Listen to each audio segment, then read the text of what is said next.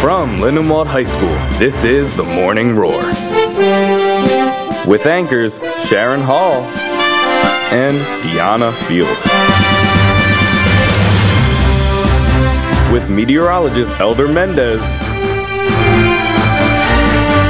And the 411 with Javier Morales.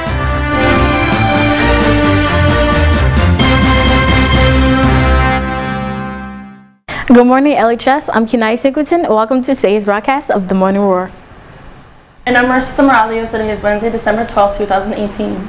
The next senior trip payment of $200 is due by December the 18th to Mr. McGraw or Miss Mason. If you are still interested in going on a trip and have not made a payment, there's still time.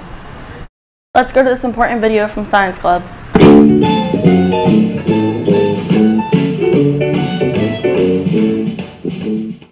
Scientists enjoy throwing things. That's why you're invited to our first challenge, the catapult. The objective is that you and your team of 3 people will build a catapult to launch a penny the farthest. You'll be using the following material: 1 manila folder, 2 rubber bands, 1 spoon, 30 centimeters of masking tape, 30 centimeters of fishing line, and of course, 1 penny. Please see Mr. Morgan or Mr. Callow for details. The Science Club will be meeting on December 18th in room E201 directly after school. Again, see Mr. Callow or Mr. Morgan for details. The National Honor Society will be collecting winter accessories for those in need. We ask all students, teachers, and parents to bring in donations. Please drop off all donations in a bin located in the main office or the cafeteria by December the 18th. All donations are greatly appreciated. Thank you for your cooperation. Let's spread some joy this holiday season. The Library Media Center is looking for students interested in working in a library. This is a non-paying job, but if you excel, I can be a reference for you when you apply for an outside job. Please pick up an application in the library. All applications must be submitted with references by January 4th, 2019.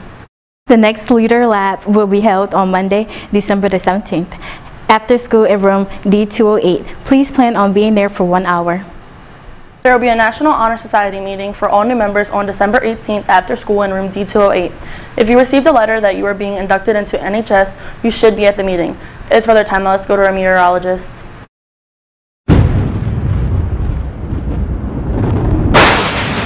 I'm Laurice with today's forecast. Today we have mostly cloudy skies and a high of 41 and a low of 27. Winds coming from the west at 9 miles per hour. Now let's take a look at the 5-day forecast.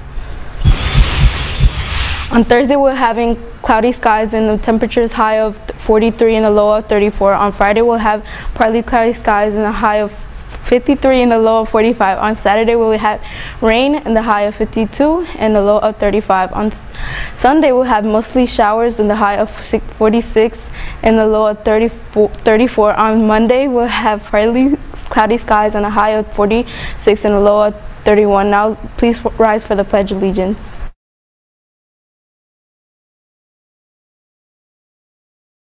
I pledge allegiance to the flag of the United States of America and to the republic for which it stands, one nation, under God, indivisible, with liberty and justice for all.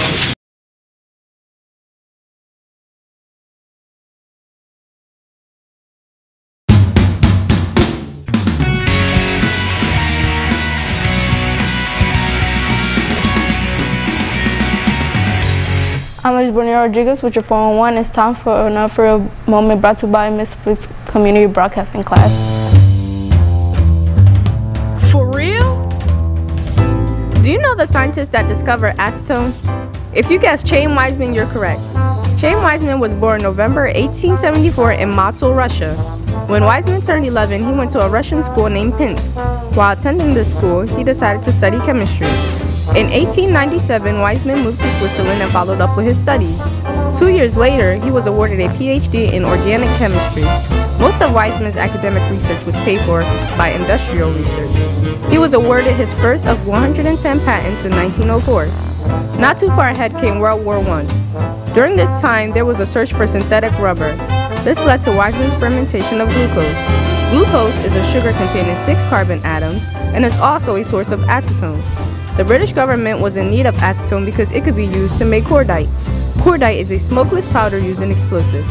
This was significant for its uses in the war. His discovery of acetone followed by an acid-resistant microorganism, Clostridium acetobutylicum. This method for producing acetone was known as the Weizmann's process. He decided to transfer the rights to manufacture acetone to the Commercial Solvents Corporation in exchange of royalties. The process was then produced in big amounts in a factory in England. This process of fermentation was a forerunner to penicillin production during World War II. Because of this, Weizmann was known as the father of industrial fermentation. Chaim Weizmann did not only do good for his country but others too. He mentioned that countries that didn't have a good supply of oil should replace the petroleum-based chemistry industry with a fermentation-based one. Though Weizmann was successful in both the political and scientific area, chemistry was his main pursuit. This has been your For Real moment. For real? I'm Kenai Singleton. And I'm Marissa Moralio. You stay classy, Lynn Ward. Thank you for watching today's telecast of The Morning Roar. This show is produced by the students of LHS TV. Watch this and other shows at lhstv.com.